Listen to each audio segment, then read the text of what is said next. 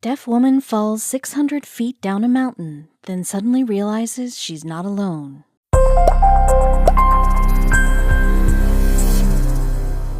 Amelia Milling knew that hiking through snow alone was risky business, especially for someone with a disability.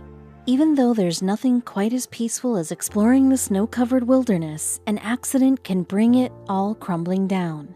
During a solo mountain hike in Alaska, Amelia slipped and took a nasty 600-foot fall. When she realized the state of her injuries, she looked up to find she was not alone. Amelia was a student at Rochester Institute of Technology.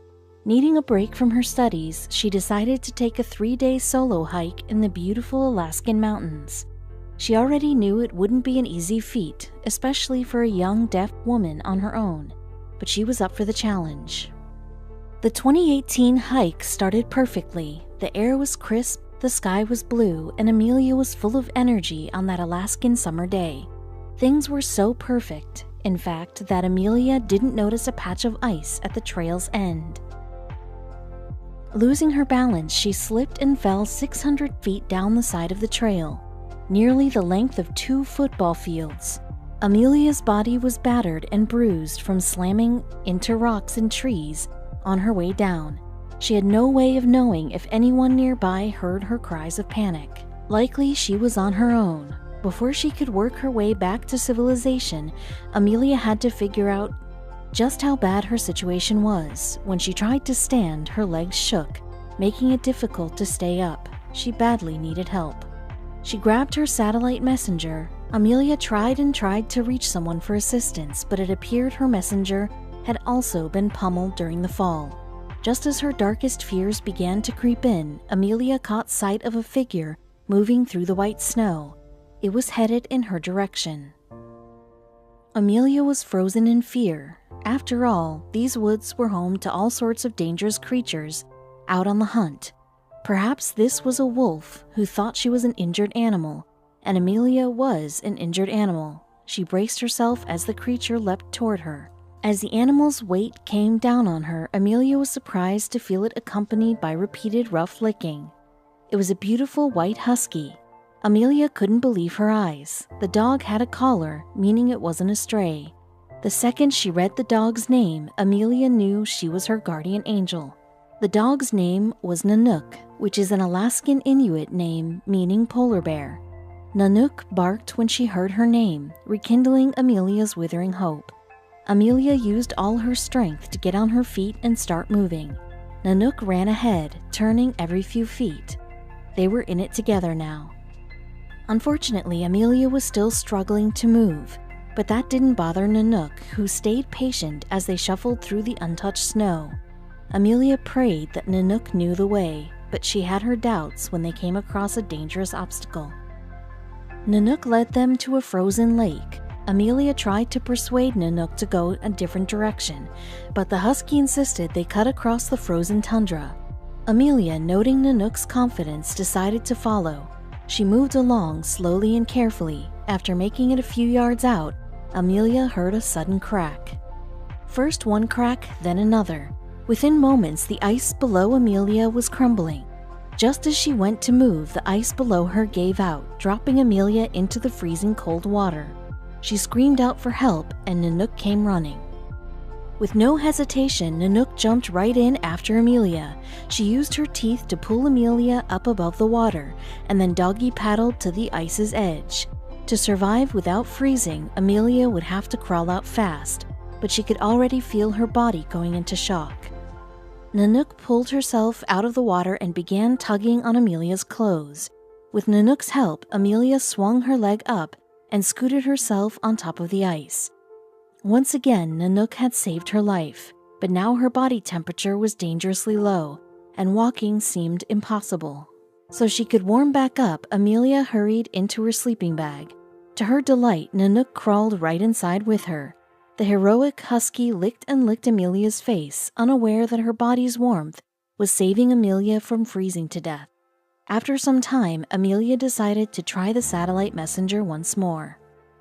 The messenger still wasn't working, so Amelia hit the side of it again and again. Finally, the screen flickered on. Amelia quickly entered the SOS signal and sent it out. Then it was a waiting game. Thankfully, she had Nanook to keep her company, but how long would they have to stay put? Hours passed and the colors of the sky changed above them. Amelia was beginning to worry that her signal had failed. Should she and Nanook start moving again? As fearful thoughts filled her mind, Amelia began to drift asleep. Suddenly, the ground's vibrations shook her awake. Nanook felt it too. As a deaf woman, Amelia immediately recognized the significance of the ground's vibrations. Nanook began to bark as they grew more intense. Soon, dirt was rising into the air. While shielding her eyes, Amelia tried to make out the source of the vibrations. High above Amelia and Nanook was a rescue helicopter. Her SOS signal had been received after all. Amelia waved her arms desperately, hoping the pilots wouldn't miss her. This could be her last chance. Amelia nearly burst into tears as the helicopter descended. They finally were saved. The rescue team took them into the sky and Amelia was rushed to the hospital. It didn't take long to see that her wounds would heal fine. Now Amelia needed to know, where did Nanook come from? State troopers contacted the number on Nanook's collar. Within an hour, her owner, Scott Swift, arrived at the hospital. He'd been worrying about Nanook's whereabouts, but wasn't surprised when he heard what she'd been up to. Apparently, this wasn't her first time saving hikers' lives. Nanook had previously saved 3 other hikers who'd lost their way on the icy trail. It was astounding. Scott was beginning to see a pattern, so he decided to start a Facebook page to see if anyone else had been aided by the heroic husky. He was shocked by the response. Many people responded to share their stories of meeting Nanook on the trail. They were overjoyed to give thanks to the incredible pup, but none more than Amelia. Of course, she hadn't yet heard of the O'Reillys, a family whose 4-year-old son nearly lost his life at the mercy of a far less friendly canine. Although the O'Reillys called New Hampshire their home, they spent far more time outside the house. Ian and Allison passed on their passion for the great outdoors to their kids before they could even walk, but the parents never expected to place their children in danger. See, around the O'Reillys' home in Exeter, police were trying to track down an animal culprit harassing locals. One 62-year-old woman and her frightened dogs had to flee when a predator chased them out of the woods. Another resident got a much better look at the beast. He was just driving down the road when a wild coyote attempted to attack him through his car. The glass and steel protected him, though it didn't make sense why the animal was so aggressive. Allison and Ian heard these reports but didn't worry about them too much. After all, New Hampshire was a big place full of wildlife. They wouldn't let a couple of scares ruin their plans for a wintry hike in 2020. The 5 O'Reillys were retracing a trek they'd completed just a few weeks prior. It took just about 2.5 hours, the perfect amount of time to stretch their legs without tiring the kids out. What could go wrong? The second journey began much like the first. Everyone took in the picturesque views and shared jokes and stories. They were having such a fun time that nobody noticed a stranger was stalking them. Against all odds, the coyote found them in the New England wilderness. The O'Reillys didn't see the feral canine at first, until it announced its presence in the most horrifying way imaginable. It pounced on their preschool-aged son. Allison yanked him out from under the creature, not yet realizing the threat they were facing. Instead, the couple was thinking it was a dog off-leash who just bumped into their son. Then the truth clicked in Ian's mind. This was no dog. This was a bloodthirsty predator, and they were the prey. Not knowing what else to do, the dad stepped between the coyote and his family. He was terrified of what would happen next. Ian's top priority was getting his wife and kids to safety. He yelled at them to run as fast as they could. Turning back toward the coyote, Ian lifted his heavy hiking boot and kicked its ribs with all his might. That only made the rabid canine even angrier. It knocked Ian to the ground, toppling him just as easily as it did the young child, and bit at his chest. Fangs tore right through the hiker's winter jacket and punctured his skin. Ian managed to spot his family vanishing in the distance, and he shouted for them to keep moving. At that moment, his terror gave way to anger. What business did this animal have for attacking his family? Ian was going to teach it a lesson. A talented endurance athlete, Ian clamped his hands around the canine's snout and squeezed its body with his legs. That completely shut off any airflow in the predator's windpipe. That coyote was very much interested in living, but so were we, he later reflected. Ian didn't let the coyote go, as it could easily sprint off and go after his kids. Exhausted, he kept up the pressure until the animal stopped breathing. He realized he'd killed the beast out of pure instinct, like it was almost like a logical next step. Of course, Ian was much worse for the wear. Every muscle in his body shook with fatigue, and he was bleeding all over from claw and bite marks. The father limped back to his family, and Allison whisked him off to the hospital. The O'Reillys have been surprisingly well adjusted since the harrowing attack. Allison's work as a PTSD trauma expert helped them all, though their youngest had trouble sleeping in his own bed afterwards, and this wasn't the O'Reillys' only brush with danger. As much as they traveled, the O'Reilly family had their first brush with the uglier side of nature in their own backyard. Ian was startled when he heard his son utter a cry of delight, followed by a scream. It turned out a raccoon, and a rabid one at that, was living under the porch. The vicious creature bit the O'Reilly boy on his knee. As Allison pulled him away from the raccoon, a scab on her hand was exposed to his wound. Both mother and son needed rabies vaccinations afterward, but made immediate recoveries. In a sense, Ian counted himself lucky. As unfortunate as the raccoon attack was, the family is hopefully predator-free for the foreseeable future, but Ian is still traumatized. The rustle of a bush still makes Ian's heart beat faster, but he doesn't let that fear keep him from his outdoor adventures. He can at least take comfort in knowing he defended his family. However, a debate regarding natural predators is splitting wildlife enthusiasts all over the country. If you were hiking through a remote part of California a few years ago, you might have been warned about grizzly bears, but the chances of coming face to face with any other potentially dangerous animals, especially wolves, wasn't very likely. In fact, coming across an actual wolf sounds fairly far-fetched to a regular tourist or hiker. In the early 1920s, though, this was a different story. Back then, wolves prowled California's remote forests and farms alike, which posed a dangerous problem. Because of this, farmers and wolves were constantly at odds. Farmers often hunted wolves in hopes of avoiding a barnyard massacre. They couldn't have known then the damage they were inflicting, and not just on the wolves. In 1924, the very last gray wolf was killed. For the next 90 years, California didn't have any wolves in an area that could support up to 500 of them. Unbeknownst to farmers, the species' absence shifted the balance of the ecosystems they used to inhabit. Wolves keep elk and deer in check, which helps vegetation not get overeaten.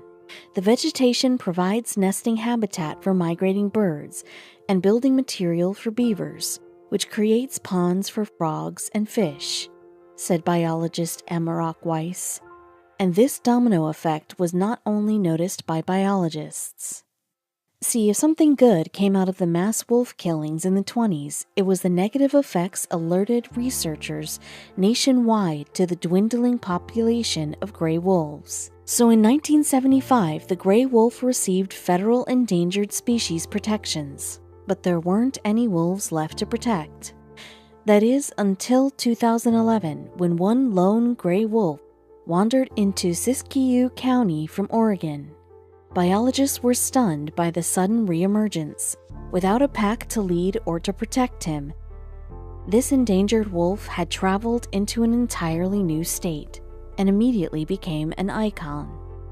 Though biologists designated him OR7, activists named him Journey in honor of his daring cross-state trek. A GPS collar tracked and recorded his personal hike, as well as his encounters with other animals. According to his GPS collar, Journey found a mate, likely another migrated wolf, and added 5 pups to the state's gray wolf population. He then migrated back to Oregon and fathered more pups, It seemed like those were the last wild wolf pups California would ever see. It was believed that as of 2015, the population of gray wolves in California was an alarmingly small 7. Since 2 of the 7 wolves were wearing GPS collars, biologists thought that enough of the state's wolves were being tracked. So imagine biologists' shock when, in 2019, 2 adult wolves were seen caring for 3 young pups in California. Biologists had no idea these wolves were even there, let alone that they were having pups. Even more unexpected was the way biologists discovered the pack. The pack was seen hunting and resting on a trail camera in a remote part of Lassen County. The 3 pups snacked on grass and howled at each other before passing through. Though it only lasts a minute, this footage created a huge stir in the environmental community. Having wolves return to California is one of the most significant environmental developments in conservation in this state, Weiss asserted. This sounds like triumphant news for conservationists and activists everywhere, but some people are far from happy about the wolves' return. Farmers and hunters have always tried to subdue the wolf population in California in order to protect their valuable sheep and cattle. And this didn't change when California's Fish and Game Commission granted gray wolves special protection under the state's Endangered Species Act in 2014. Now that the populations seem to be slowly ratcheting upwards, farmers are once again in fear of their livestock being hunted. When California's Farm Bureau Federation took the matter to court, the fate of the wolves was put in jeopardy. Farmers weren't the only group threatening California's wolf population either. The federal government, too, pushed to remove gray wolves from the endangered species list, meaning they would no longer benefit from federal protection. Everything, it seemed, would all come down to the lawsuit. In the end, the consensus among the scientific community and the court was clear. No matter what happened at a federal level, California's gray wolves would be protected under the state law. In a perfect world, this would keep the gray wolves safe from hunters. If they're coming from the Oregon side of the border or from Nevada, once they set a paw down in California, they are protected, Weiss said. But these idealistic words would not become a reality anytime soon. Late last year, a California-born wolf pack mysteriously vanished in remote Siskiyou County. Since the biologists weren't able to collar any pack members, they may never know what happened to the pack. What's more, they're not the only mystery to plague California's Department of Fish and Wildlife. They're also investigating the death of a young wolf that was mysteriously killed in Modoc County. It was handled as a criminal investigation, and the police warned the public that killing a wolf is a potential crime punishable with imprisonment. These tragic events only make the recent pack sighting on the trail camera all the more inspiring.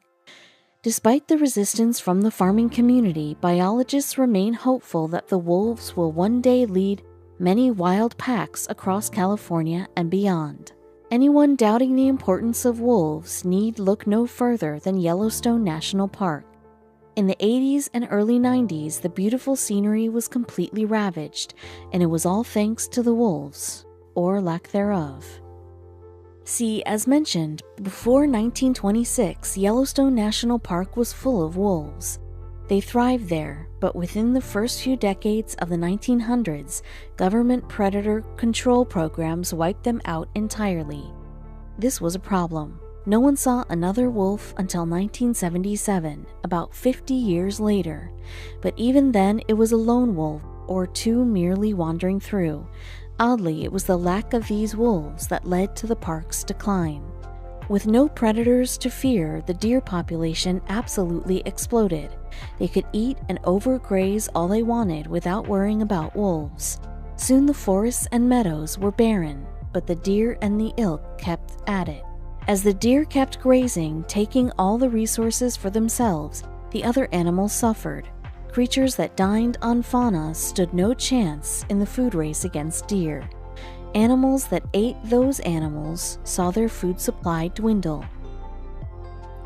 and the rapid loss of vegetation didn't just leave the forest bare. Without vegetation keeping soil in place, the rivers that ran through Yellowstone began eroding, which prompted the loss of many animal species who relied on healthy waters to survive. Yellowstone was struggling, and park employees needed to find a solution. It really all boiled down to the high numbers of deer.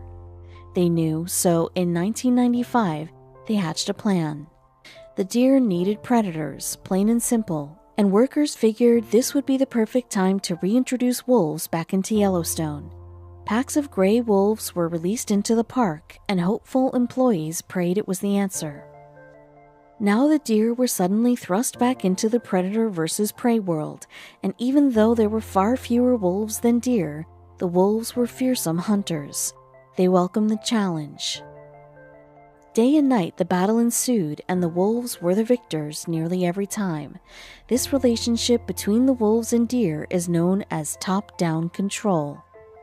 Top-down control is when predators who sit atop the food chain assist with the regulation of the animals who are beneath them. That's exactly what happened when the wolves were reintroduced. With deer numbers dwindling, the vegetation flourished. Aspen and willow trees that hadn't seen a successful life for decades finally grew back tenfold, and it seemed that they were healthier than ever. But the trees were just the very beginning of the massive change. The waterways running through the parks began changing, and the regenerated vegetation growing on the riverbeds brought with it a whole new array of life, not seen in such a long time.